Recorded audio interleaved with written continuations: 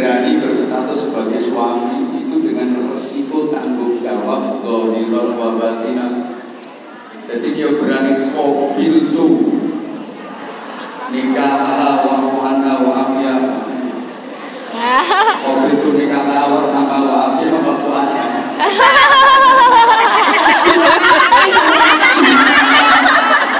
Aku sampai mau mewek nangis. Nah itu mengandung resiko tanggung jawab dari batin dunia akhirat. Orang harusnya itu yang kerja itu suami, kewajiban untuk menafkahi istri itu suami. Ayatnya jelas, ar-rijal qawwamuna 'alan nisa. Yang wajib bekerja, yang wajib mencari nafkah itu suami. Bukan sampean, salahin sampean kelebihan. Lah ngene iku. Ini namanya kan sampean yang dimanfaatkan sama suami-suami sampean. Ya, suami kayak gini yang sudah tidak benar sama sekali. Ya untung-untungnya istrinya mau meringankan beban kewajibannya. Nah nggih. Makanya aku aslinya sama tak bilang-bilang itu kalau ini yang memisahkan sama sampean. Sama ini rupanya ya ayu-ayu.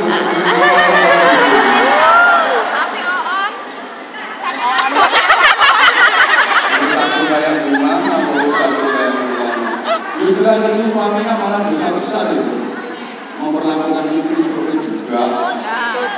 Orang yang berkewajiban untuk menafkahi istrinya itu malah suaminya. Sampean itu mestinya begitu dinikah sama laki-laki, segala sesuatu tanggung jawab mana.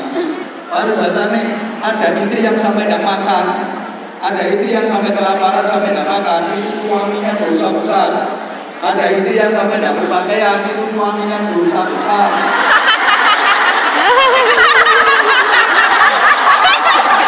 Artinya, juga salah paham. Saya kan dalam ceramah saya kan juga pernah saya sampaikan.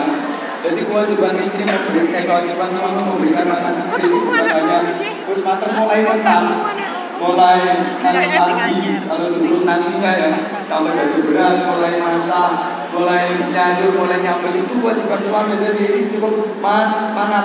Oh. Demikian pula urusan pakaian itu kewajiban mutlak suami. Jadi nggak salah kalau misalnya ada istri bilang, mas aku boleh bela mas.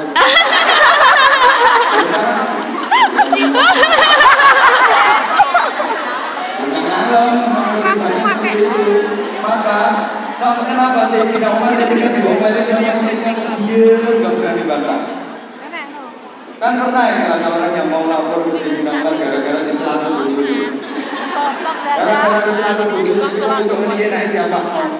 Akhirnya mau mantul ke Khalifah Umar bin Khattab yang waktu itu menjadi presiden. Dia belum sempat ngomong. Baru sampai di depan itu dengar kalau Khalifah Umar bin Khattab diomelin habis-habisan sama istrinya. Presiden ini lebih terlalu bojo nih. Pokoknya aku bergerak kok.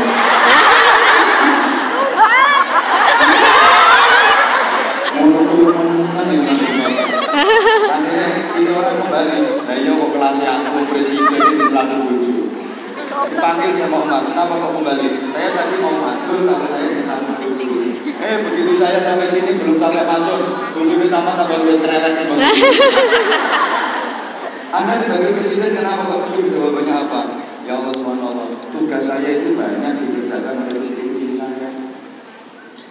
Makanya sekali lagi kalau ada suami yang seperti ditanyakan tadi, aku gak pentolong baleni pertanyaan. Saya malu sebetulnya.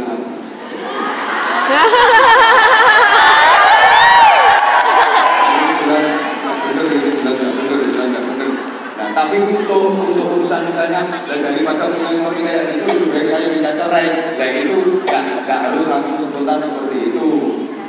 Wanita boleh mengajukan fasal nikah, itu ada persyaratan tertentu secara hukum. Orang komen berkorong-korong terus mas.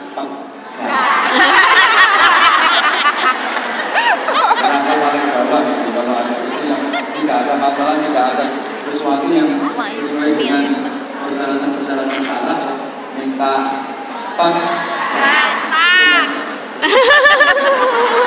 maka solusinya yang sesuai dengan tema kita hari ini apa?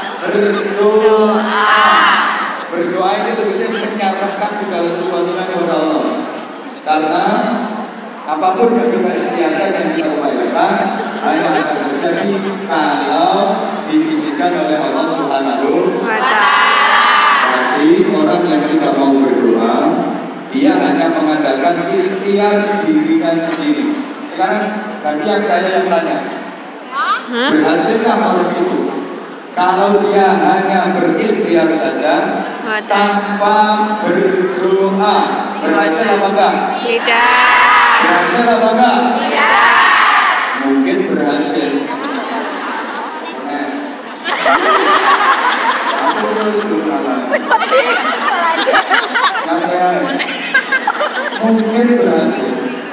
Jadi asal orang itu mau bekerja keras, serius, bersungguh-sungguh. Lu apa toh? Penuh percaya diri, pasti berhasil. Kemungkinan besarnya berhasil. Saya ulang, aku masuk kamu nanti orang tahu beberapa. Asal orang itu mau serius, sungguh-sungguh, bekerja keras, insya Allah berhasil. Banyak berhasilnya lah. Tak kasih contoh. Ada anak sekolah ujian, asal dia mau serius belajar, banyak berhasilnya. Meskipun dia nggak berdoa, pokoknya si namanya anak agak berhasil deh. Atau misalnya ada orang yang dapat duit, asal dia bekerja keras dengan sungguh-sungguh, banyak berhasilnya. Meskipun nggak berdoa, pokok mau kerja keras dapat duit. Orang sakit asal mau boleh tombol berobat, akhir berhasil. Tapi sebaliknya, udah sekolah kayak ujian,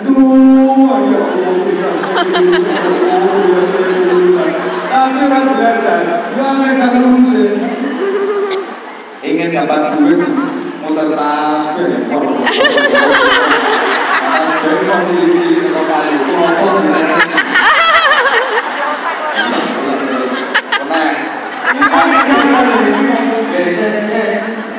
Pertanyaan tentang waktu. Kalau menang, misalnya, sakit parah. Allah masih istighosah sama saja. Dungo tapi nggak boleh tombol. Ya akan tombol nih. Tapi kenapa kok pakai berdoa?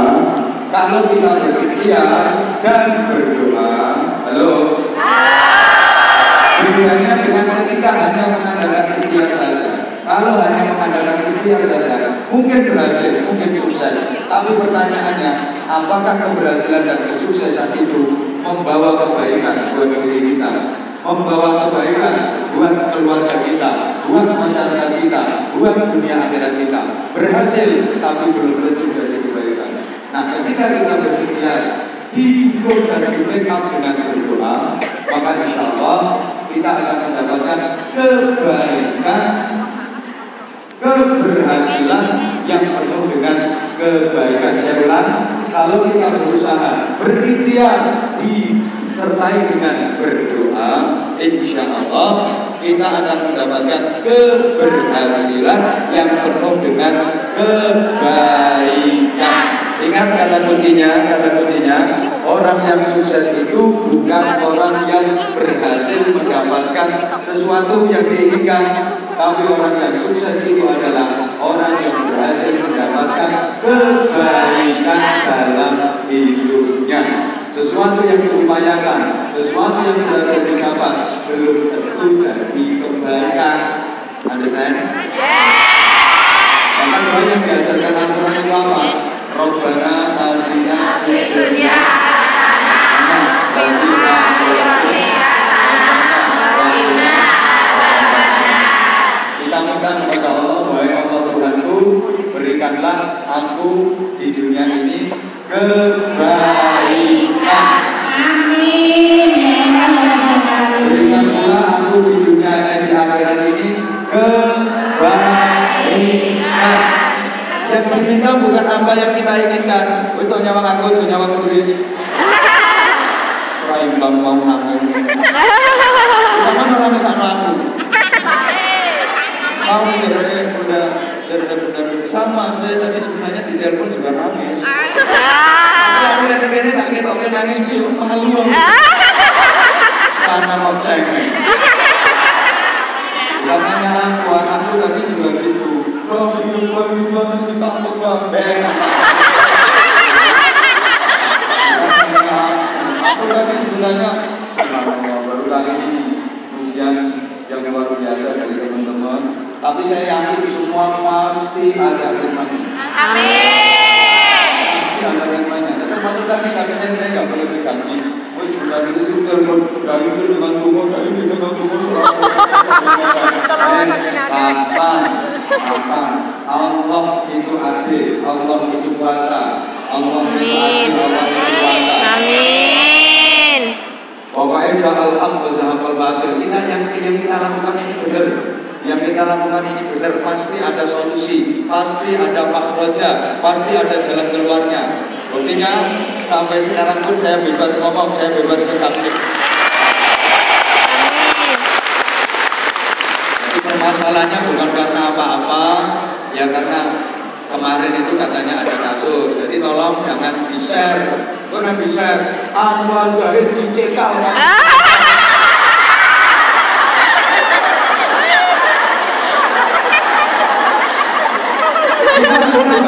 Kita nggak usah sudut lah. Kita nggak usah pakai sudut. Wah ini jelas ada yang lapor. Wah ini jelas ada yang ini. Nggak usah sudut kayak gitu. Emang sama Allah disetting seperti ini.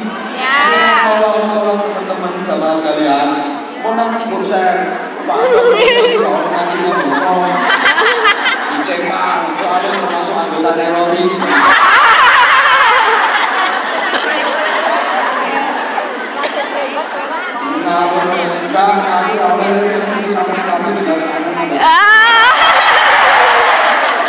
Pasti ada solusi. Saya tadi begitu di telepon kalau udah dari saya doa ya Allah berikan solusi, ya Allah berikan pertolongan kepada hamba-hambamu yang menginginkan berserah diri kepadamu, mencari ridhomu, ingin mempelajari ilmu.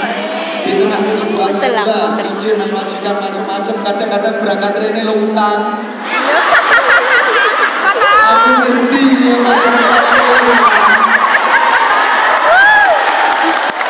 aku nangis sama Allah, alhamdulillah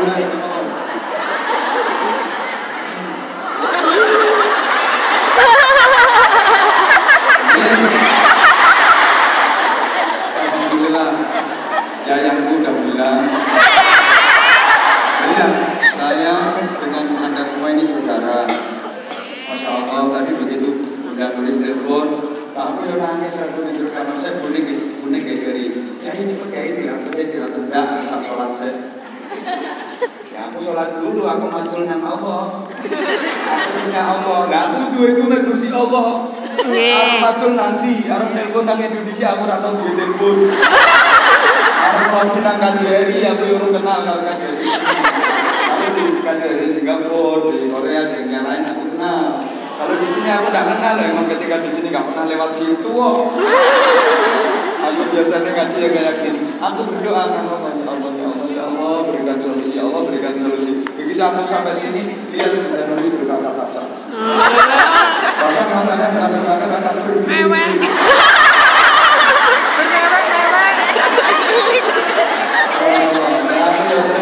Sampai istriku wanita yang paling cantik di dunia ini. Istriku itu nggak berani memandang dunia nulis, mengkotor. Karena istri santai ya. Allah pasti memberikan pertolongan. Amin. Jadi ya ini yang terbaik untuk kita hari ini ya ini sesuai dengan doa kita ya Allah berikan kepada kami di dunia ini hasanah. Kita minta apa? Kebaikan. Bukan minta apa yang kita inginkan. Karena kadang-kadang sesuatu yang kita harapkan berhasil kita dapatkan belum tentu itu jadi kebaikan. Oke? Itu belum tentu jadi kebaikan. Demikian pula di akhirat yang kita minta adalah kebaikan. Dan kita juga minta agar dihindarkan dari siksa neraka. biasa. Jadi jangan hanya dunia saja, tapi tidak menjadikan kebaikan buat kita. Buat apa? Kita mendapatkan keberhasilan di dunia, tapi tidak membawa kebahagiaan di akhirat. Buat apa? Halo? Karena ada orang yang seperti itu.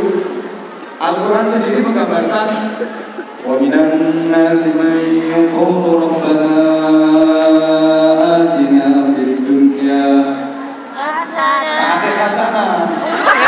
wa ma lahu fil akhirati min khalaq. Aku baca Quran, mereka juga diam.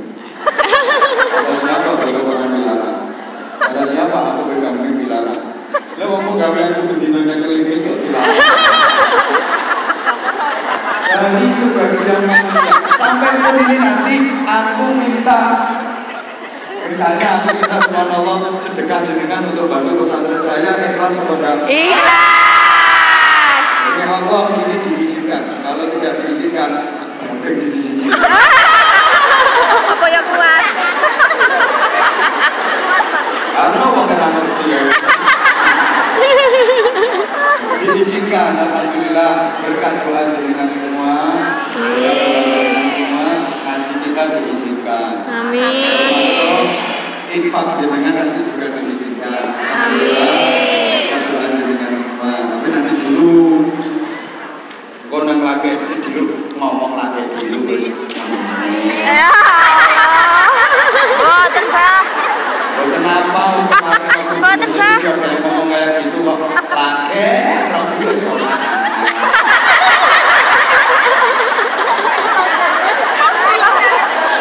Rasanya menunggu panitia ini tanpa saya itu didol. Sudah. Jangan gitu, panitia itu tidak ambil keuntungan sama sekali. Sama tangan dari semua hasil infak itu diserahkan ke pesantren, diserahkan ke anak-anak yatim, diserahkan ke lembaga pendidikan saya. Kita semua, teman saya itu juga jangan ikut juga berarti jangan ikut punya. Jangan dibilang terus, wah ini panitia ini cari untung, panitia ini boleh ganti. Juga enggak, itu semua diserahkan ke saya. Kamu aku yang mau. Subhanallah, jujur. Saya nggak ada konsul sama panitia, enggak, ini saksinya. Beliau ini, saksinya beliau. Subhanallah. Ada yang bertanya dari mana? Ya, Assalamualaikum Pak, saya Kristina. Namanya siapa? Kris. Kris.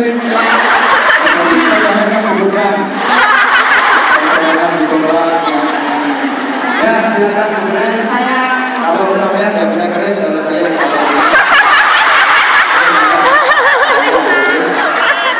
Kristina Pak. oh, Kristina. Saya mau bertanya mengenai anak Pak ya.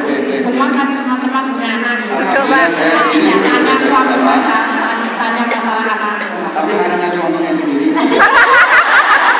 Jangan kamu tanya anaknya orang lain. Saya mau tanya mengenai anak ya Pak ya. Bagaimana Pak ya, dia itu suka main judi yang minuman keras Pak. Tapi kita sudah menasehati orang tua bapaknya juga sayang. Tapi dia bilang katanya salah orang tua, kurang kasih sayang katanya. Itu hukumnya apa? Apakah saya dosa? Apakah itu hukumnya Tuhan bagaimana Pak? Makasih tanyaan saya. Assalamualaikum warahmatullahi wabarakatuh. Waalaikumsalam warahmatullahi wabarakatuh. Memang anak itu anugerah dan amanah dari Allah Subhanahu wa Ta'ala. Kewajiban orang tua untuk mendidik, mengarahkan agar menjadi benar sesuai dengan amanah yang diberikan Allah Subhanahu wa Ta'ala. Menyikapi persoalan anak yang seperti itu tadi, tetap namanya orang tua berkewajiban untuk buat di rumah lagi. Kalau anak kami aku anakku punya temen dari ini sampai orang wanita kau isin. Itu anakmu jalur kok sepeda motor sampai gaji pun tek-tek. Rangge. panen boten. Sama nunggu anak. Bukis dan ibu-ibu yang lain, tetap kewajiban orang tua mendidik anaknya tetap secara maksimal. Kalau mendidik sendiri nggak mampu, ya masukkan ke rehabilitasi, masukkan. Artinya rehabilitasinya itu ke pondok pesantren, di pondok taman kono itu tak garape. Kalau masalah dosa, selama kita sudah berikhtiar maksimal, kita biayai sekolahnya, kita arahkan pendidikannya dengan benar, kita doakan terus dan terus kita doakan. Doa anak bisa dibangun, anak bisa dablek. Jangankan Ibu Kristina kok bisa memberikan hidayah kepada anak. Nabi Nuh saja, anaknya nggak nurut. Halo. Yang penting Ibu Kristina nggak boleh dilepas. Simbangannya kaya mau cuculan beserta anak-anak gue lele. Aku tak sampai anak anda.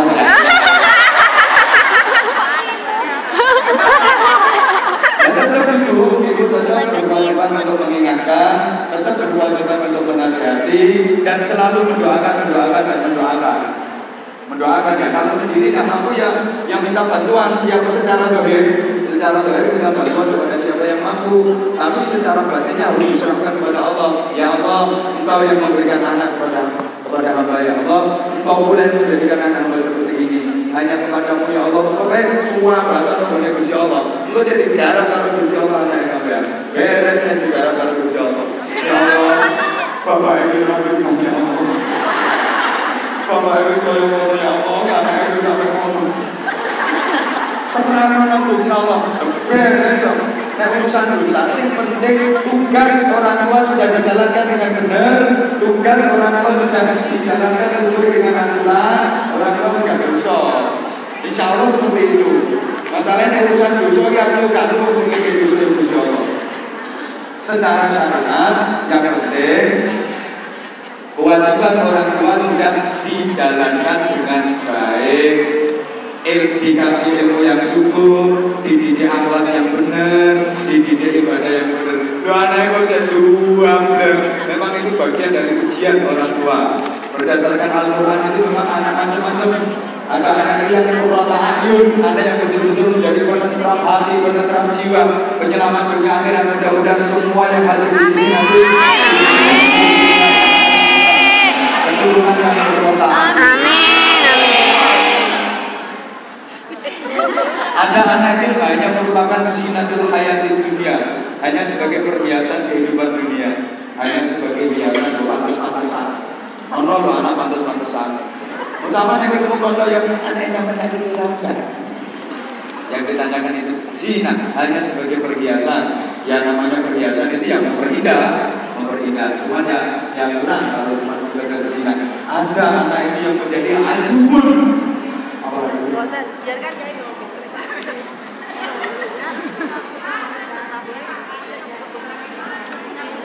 Ada yang menjadi musuh, ya? Apa? Oh ya, wah. Oh ya. Namanya siapa? Siti. Oh, Siti Maria. Oke.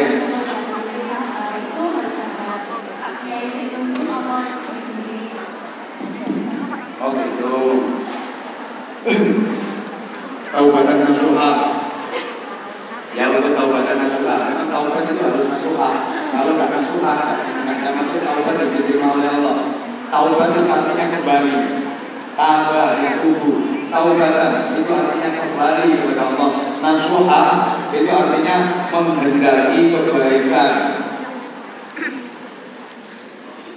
Dibimbing pun kalau nggak berangkat dari hati yang ikhlas malah nggak diterima. Taubatan nasuha itu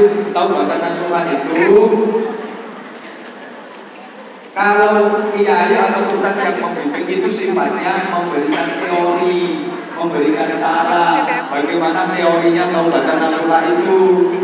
Tapi pelakunya ya persatuan individu dengan sendiri yang taubat. Masa dengan yang dosa kalau saya yang lebih yang mentaubatkan dosanya dengan dididik. Pertama, istighfar yang benar. Kedua, dan seterusnya tadi. Kalau itu yang pertama, memperbanyak istighfar. Itu bimbingan dari besarnya. Istighfar semua apa bernyawa itu? Itu udah dari Hah? Aceh ini tuh ada ini. Sama orang Iya. Pasti apa?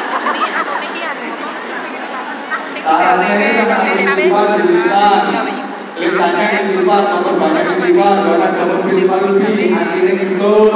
Bahkan lebih jawari. Setelah itu seluruh anggota tubuhnya tidak mengulangi lagi perbuatan itu. Wa iqbal ala ya'ud, berjanji setia, berikrar untuk menjadi lebih baik. Dibimbing malah bagus, tapi sekali lagi ustaz, kiai, ulama yang membimbing ini sifatnya hanya memberikan teori, namanya menuntun. Yang melaksanakan taubat ya dengan sendiri. Teman-teman dengan bermanu-manuan, berkis-kisan misalnya, cipika-cipiki. Aku gak baru cipika-cipiki, gue ngomong aku. Nah, aku yang bimbing, caranya gimana? Jadi ya itu tadi diistighfari, disesali, kemudian ditindaklanjuti dengan melakukan kebaikan, termasuk bersedekah. Itu juga menghapus dosa. Oke, luar biasa hikmahnya nanti, apalagi saya. Panjenengan tesaken ya iku lah badhe kelabuhi petugas niku. Oh iya, ya. Ya. Assalamualaikum warahmatullahi wabarakatuh. Salam wabarakatuh. Lanjut baik. Mau menanyakan tentang birrul walidain. Kondisi kita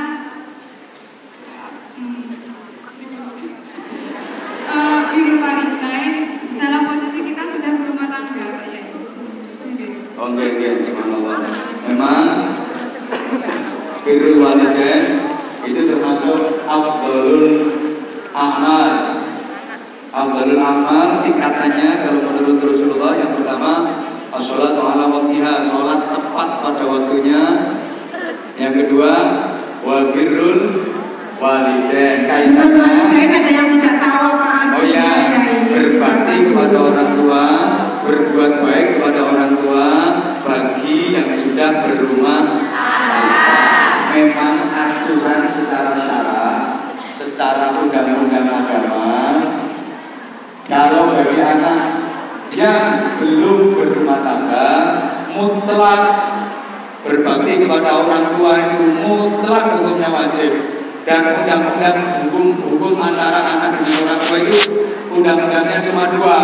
Satu, pasalnya cuma dua. Pasal satu, orang tua tidak pernah bersalah.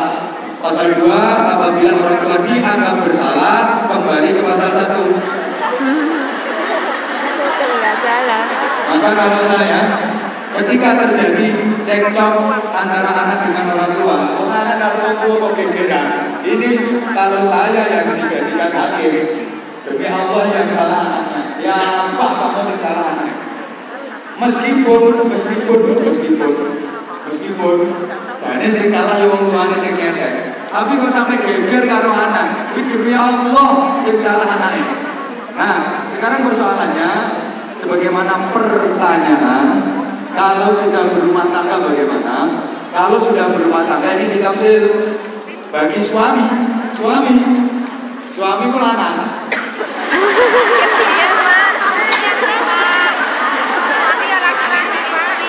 Karena ini anak kok suami itu.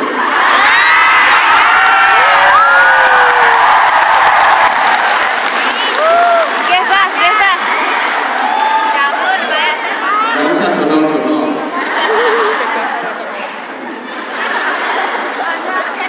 Ini orang ketoro jembalan kabel. Kopok jembalan. Jangan kopok,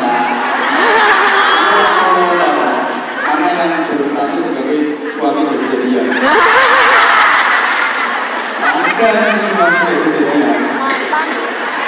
insya Allah dari sini sembuh semua. Kalau suami harus lebih mementingkan orang tuanya daripada istrinya. Kalau istri,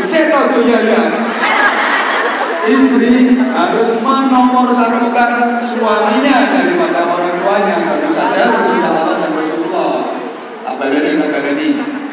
Kalau suami itu mestinya harus lebih mementingkan orang tuanya daripada istrinya. Misalnya, saya sebagai suami dipanggil ibu saya dengan dipanggil istri saya, waktunya bareng. Waktunya berbeda, bingung. Ini saya harus nuruti panggilan ibu saya daripada panggilan istri saya. Istri saya ngambek, jarno. Kenapa dia wes? Karena ibu saya nomor 1, istri saya nomor 2. Kalau hubungan saya sebagai suami bersikap kepada orang tua dan kepada istri, saya ulang, maksudnya waktu nulis. Waktunya bersamaan, saya dipanggil ibu saya dan dipanggil istri saya. Ini harus saya pentingkan ibu saya. Tapi saya tetap pamit izin yang saya mengakui.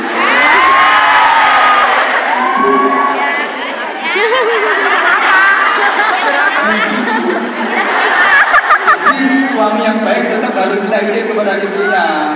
Misalnya istri saya panggil saya misalnya,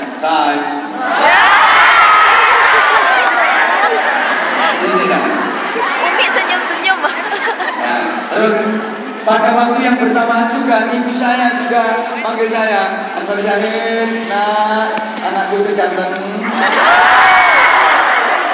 Bagaimana ibu apa perlu? Ini saya harus lebih mementingkan ibu saya, tapi saya harus pamit.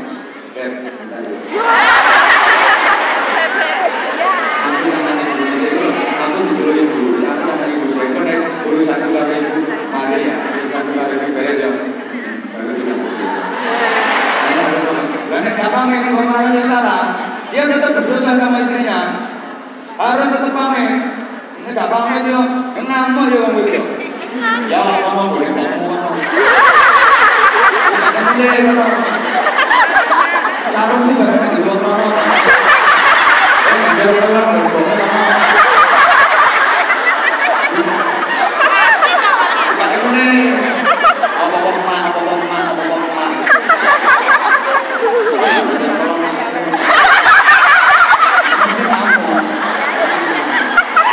Ya Allah. Sebentar. Nah, ini harus lebih mementingkan ibunya, orang tuanya dulu, baru istrinya. Tapi kalau istri, misalnya dalam kasus seperti itu dipanggil suami sama dipanggil bapak, orang tua, waktunya kok bareng. Ini lebih mementingkan suaminya daripada bapaknya. Tapi ya lebih baiknya nanti matur pada bapaknya, mohon maaf Pak, ngapunten, kula lagi telat begini, soalnya mau saya enten urusan kalian Bapak Edi. Nggih kula beres riyen urusane kalian Bapak Edi.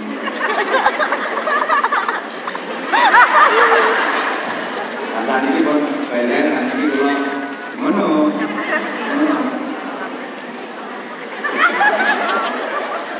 Yang saya tahu seperti itu, tapi saya tidak pintar kok. Wes. Pak, mau tanya Pak? Ya, saya mau jawab Pak. Ini ada suara nggak ada orangnya?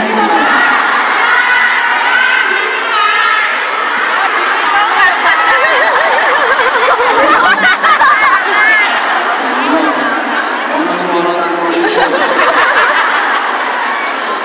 Assalamualaikum warahmatullahi wabarakatuh. Waalaikumsalam. biar kayak itu namanya siapa? Nama saya Mona, Pak. Mona Lisa. Kenalan Pak. Oh, sebenarnya itu Bu Munas ya. Sebentar, aslinya dari mana? Aku kan boleh tahu alamatnya. Aslinya dari Pacitan. Oh, dari Pacitan, tetangganya Pak SBY. Oh, dekatnya Pak SBY, bener-bener ya. Kemarin banyak bantu akid di sini.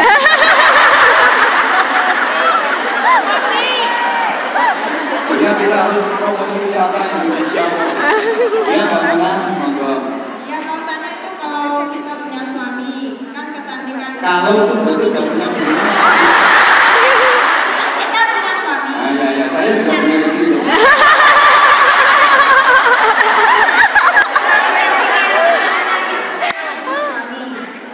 Kalau kita pergi keluar ke pasar atau kondangan kan, kalau kita dandan itu hukumnya gimana? Nanti takutnya tetangganya kan jadi Pak Ahok.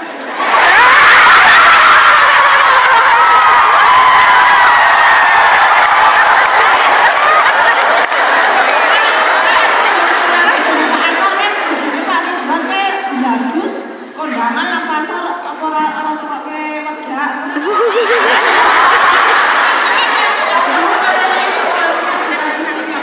Tapi intinya nggak tahu itu hukumnya gimana. Kalau yang belum punya suami itu hukumnya keluarnya berdandan itu gimana Pak? Terima kasih Pak.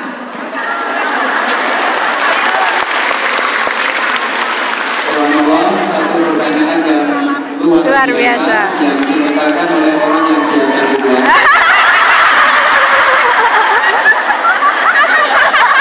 Ya, kan nggak usah banyak. Kata-kata pun dicermati. Iya, biasa di luar. Yang diletakkan oleh orang yang biasa duluan. Ya Allah.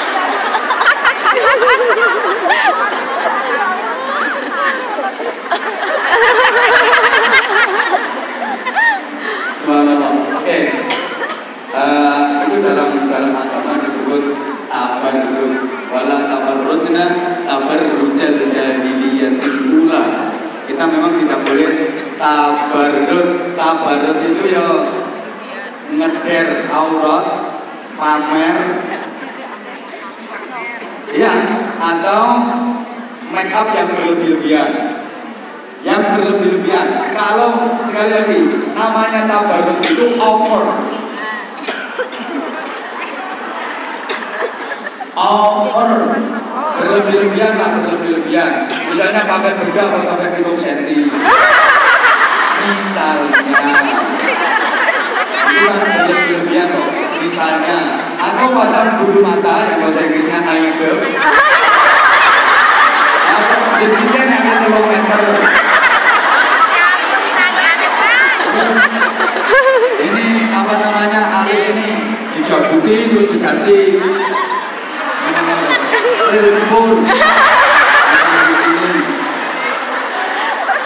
tabarruk yang berlebih-lebihan aslinya ini loh Mbak, aslinya kenapa sih dilarang untuk make up yang berlebih-lebihan itu agar tidak menimbulkan fitnah.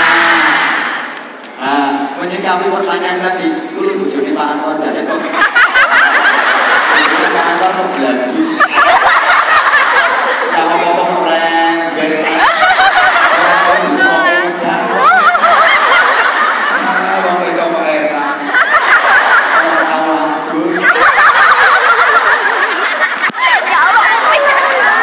Aku mau ngomong.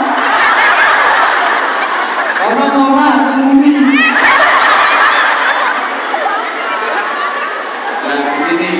Kalau sudah punya suami itu kan berhias yang prioritas untuk suami. Sekali lagi berhias yang prioritas untuk suami. Tapi kalau saya selama tidak menimbulkan fitnah kayak jenengan gini, mampu menjaga diri yang benar.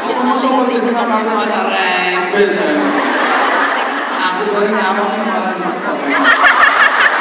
poinnya jangan sampai menimbulkan fitnah, jangan tabarruk, baik dari cara make up-nya, cara berpakaiannya maupun cara jalannya. Ada kadang-kadang orang jalan itu bilang lalu jalan yang menimbulkan fitnah yang orang kalau benar ini surah kira menimbulkan fitnah.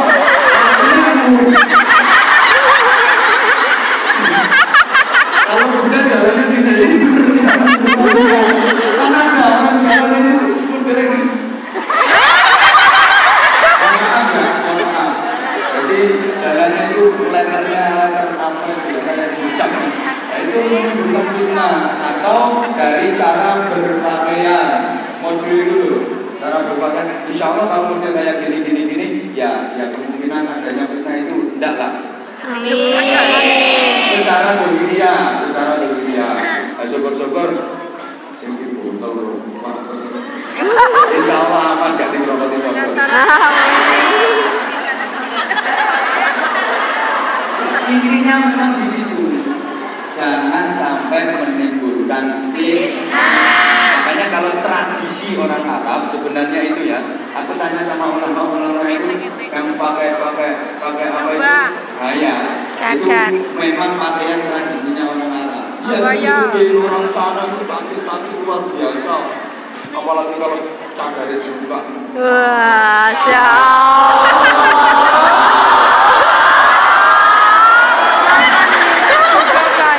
Aku begitu lihat itu langsung banyak hal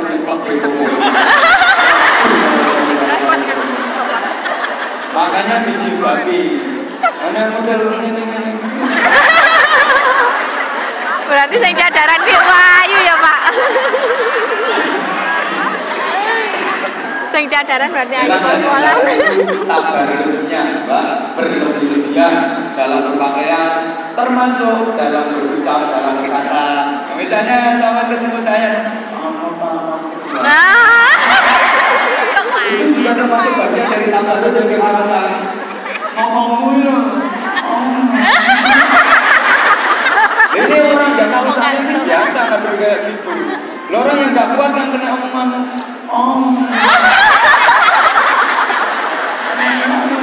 Ya Allah, Pak. Ini juga bagian dari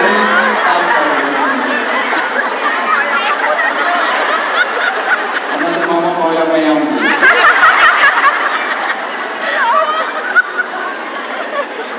Aduh, apa? Jangan begini pasangan saya dengan nggak usah serius lah. Nggak usah serius. Ini coba juga. Belum, Pak. 1 jam lagi, Pak. Ngerti ya kan Ramadan. Yai. Bun. Nih, kita katanya kan umurnya itu udah diperkirakan orang Jawa itu udah waktunya menikah, gitu. Rawan tuh, Apa dulu belum menikah? Alhamdulillah. Ya. Ini loh, ini kan seandainya nih udah waktunya menikah katanya. Terus dia ditanyakan sama orang biasa orang Jawa, oke? Itu ditanyakan katanya dipageri. Karena seher. Terus dia tanya, kiai harus diruqyah. Sebenarnya itu hukumnya apa sih, Pak?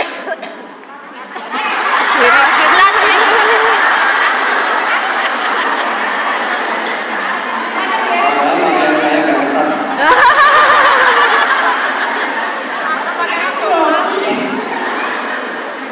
Terus sambungannya ini pertanyaan ya, saya baca satu lembar karena bertumpuk-tumpuk.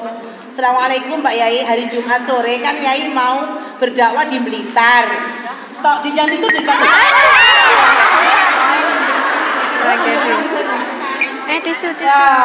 Terus saya minta tolong kepada suami yang berada di Blitar, para suami yang nanti Yai tanggal 13 berada di Blitar, untuk berhati-hati membelanjakan sodako istrinya yang bekerja di Hong Kong. Dan kebetulan Pak Lurahnya masih sepupu saya, Yai, katanya kertas ini ya. Wassalam Yai, tolong sampaikan Yai, ini adalah kata hati, yaitu penulis layang. Ya. Tanggal 12 saya kan bisa ya.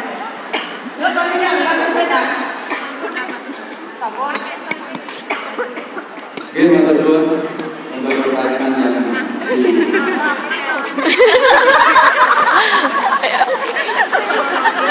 disampaikan oleh Pak Nurul tadi mewakili jamaah. Ada orang yang udah perawan yang udah usia nikah tapi nggak laku-laku yang katanya dipakai. Kasarannya kan menurut memang di ada semacam itu. Dipageri, bahkan kadang-kadang itu yang memageri dirinya sendiri. Iya, orang belum terima lamaran. Proposal kurang menarik sih. Yang mageri ini sebenarnya dirinya sendiri. Mohon maaf, kalau rupiah yang saya tahu, rupiah itu orang Arab, orang Jawa ini rupiah itu nggak usah pakai media jin. Kalau pakai media jin itu malah nggak dibenarkan secara syariat. Oh, taruh HP ya orang. Terus tahu lah aku berbicara tentang ini nanti pasti terjadi banyak pendapat dan pendapat. Setahu saya, ketika Rasulullah juga pernah disantet. Rasulullah pernah disantet. Asbabun nuzulnya surah Al-Falaq, Qul a'udzu birabbil falaq dan Qul a'udzu birabbin nas. Itu kan pernah Rasulullah dikirimi santet. Ya Allah. Itu bentuknya berarti Nirang ke. ya bentuknya nek cara kene apa to? Kayak jenglot. Oh, nggih. Terus diikat jumlah ikatannya itu 11 ikatan. Rasulullah sempat disantet. Akhirnya turun malaikat Jibril dengan membawa 2 surat secara bersamaan. Qul a'udzu birabbil falaq dan Qul a'udzu birabbin nas yang jumlah ayatnya 11 sama dengan jumlah ikatan yang digunakan untuk Mengikat jenglot. mengikat Rasulullah itu. Jadi begitu dibaca satu ayat Bismillahirrahmanirrahim, udah jiji. Ya Allah. Qul a'udzu birabbil falaq, udah jiji. Min syarri ma khalaq. Masa udah 11 ayat itu. Maka Rasulullah berusaha sekaligus ini ijazah. Kalau Anda ingin aman dari semua bentuk Baca roti aja udah ada. yaitu kalau ijazah yang langsung dari Rasulullah ya surah Al-Falaq sama surah An-Nas itu. Artinya saja kalau aku berabul falak syarri ma khalaq, berlindung dari waktu subuh kejahatan minal jinnati wan nas sampai ke surat An-Nas itu. Terus aman itu. Pesannya Rasulullah kalau mau tidur 2 surat itu dibaca, ditiupkan, diruqyahkan, disembuhkan, disuapkan, didamohkan, kedua tangan gus-gus, diusap-usap, terus mata diusap-usapnya dan sujud. Jadi memang kadang-kadang ada setan atau jin yang memang sengaja mengganggu dan menggoda merusak keimanan seseorang dengan cara-cara seperti itu. Maka kadang ada manusia yang bersekutu dengan setan, diperalat oleh setan. Tujuan utamanya ini sebenarnya untuk merusak akidah kita. Nah, kadang-kadang masyarakat kita kalau dibikin kayak gitu, mungkin nyataannya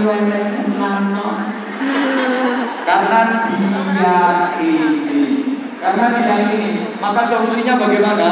Kalau memang itu sudah terlanjur diyakini, satu, tetap solusinya yang minta kepada Allah Subhanahu wa taala. Yang kedua, kowe njaluk bantuan nang kiai, musuh setan itu kiai, guys. Musuh setan itu kiai. Cuma kita nggak boleh meyakini hal-hal yang begituan. Kan kadang di masyarakat Jawa ada kepercayaan semacam itu. Ini kenapa kok ada perawan yang nggak laku-laku? Wah, ini karena ada bunga bougainvillenya ini. Di rumah ada bunga bougainville, makanya ini ada perawan yang nggak laku-laku rapi. Wah, ini di belakang ada barokahnya, ini ada jin yang lagi gini. Nah, ini sebenarnya nggak benar sama sekali, nggak benar itu sebenarnya. Dalam syariat nggak ada seperti itu. Maksud suwun, untuk yang di Blitar tadi itu juga sama dengan pertanyaan yang pertama tadi. Maksudku bodoh, itu kan suami-suami yang nggak benar. Makanya saya sendiri kadang ketika teman-teman yang BRI ini atau ngomong bagus kan, ini aku tak Menyewa, Pak.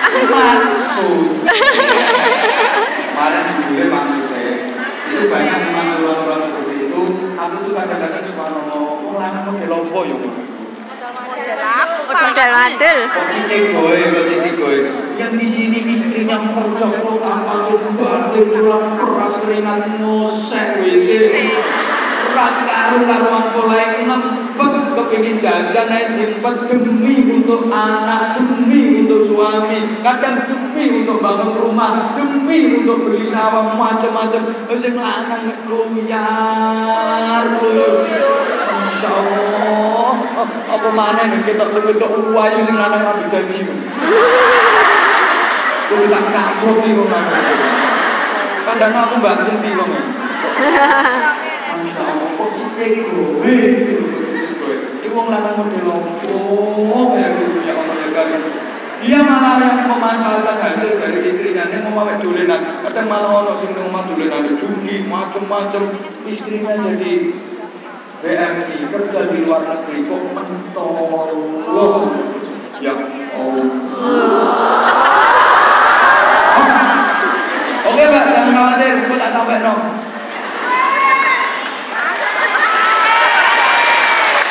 Insya Allah itu termasuk bahan menurut saya, materi saya nanti ketika saya ngaji di daerah sana. Memang di Hongkong ini mayoritasnya kan yang banyak dari Blitar, Tulungagung,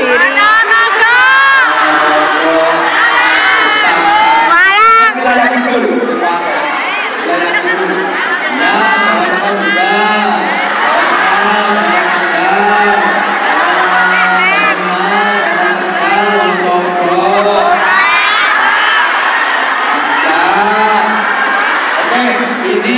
Materi saya, ini jadi masukan saya. Insya Allah ketika saya janji, ketika nanti saya ngaji di daerah-daerah yang dalam tanda kutip banyak teman-teman TKW-nya akan tekung bahasa Indonesia. Insya Allah nanti Anda bisa menunggu saya banyak di YouTube. Aku juga tahu Pak, yang munggah itu siapa? Aku juga harus secara macam gimana ya? Mesti juga. Aku tidak pernah nyuruh, tidak tahu. Aku sendiri juga nggak punya akun, nggak perlu. Ya memang resikonya jadi idola yang kayak gitu. Ya memang aku jadinya orangnya nggak gitu. Aku orangnya ya kayak gini, aku orangnya ya kayak gini. Nggak mau.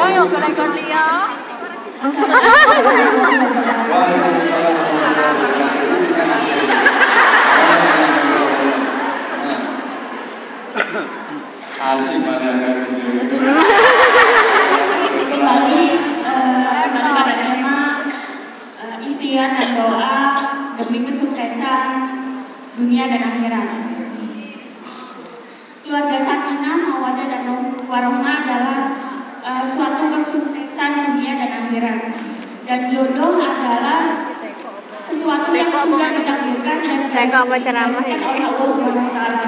Boleh tidak seorang wanita atau pria menginginkan atau mengharapkan seorang jodoh lalu dia berpikir, sudahlah berikhtiar dan berdoa sangat-sangat atau sungguh-sungguh, toh jodoh adalah sudah digariskan oleh Allah Subhanahu wa Ta'ala. Terima kasih. Ya, tersebut. Terima kasih kepada aku.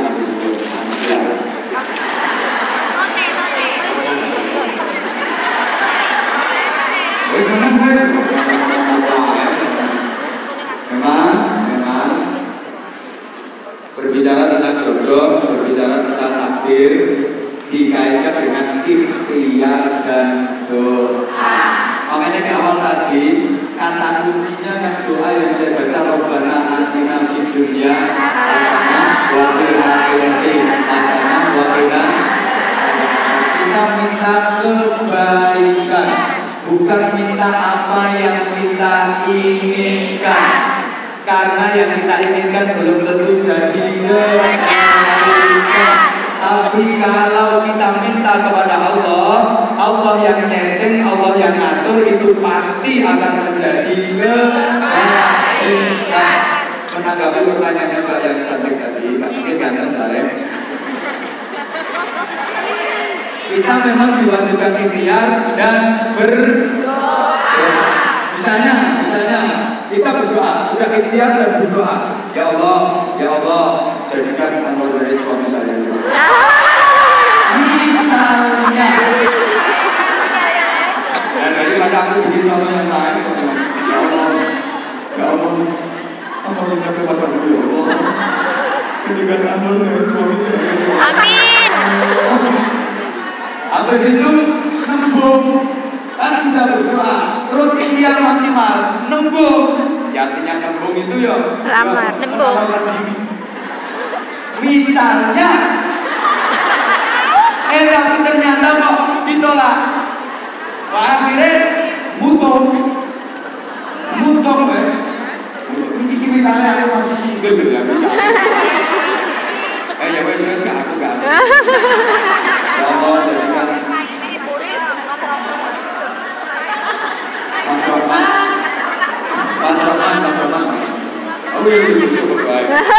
Sudah berdoa ya Allah jadikan si A suami saya sudah berdoa terus berusaha untuk ikhtiar nembung dan sebagainya melamar misalnya ternyata ditolak ternyata gagal akhirnya mutung nggak mau berdoa lagi nggak mau berikhtiar lagi ditanya sama temennya kamu sekarang udah nggak berdoa males banyak kok kemarin Gusti Allah orang cepat jarene dikongkon donga dikongkon ikhtiar aku wis donga wis ikhtiar kenyataane wis digawe gagal akhirnya putus asa ini namanya orang yang putus asa wala tayasu min rauhillah jangan kalian berputus asa dari rahmat kasih sayang Allah jangan putus asa dari rahmat Allah jangan putus asa dari kasih sayang Allah innahu la yayasu min rauhillah illa al-qawmul kafirun sesungguhnya yang putus asa dari rahmat Allah hanyalah orang-orang kafir. Kenapa kok tidak diijabahi sama Allah? Kenapa kok tidak dinuruti sama Allah? Akhirnya dia menutup, malah larinya ke dukun. Katanya cinta ditolak. Katanya begitu. Lah kenapa kok lari ke dukun? Habis Gusti Allah ra iso ngatasi kok.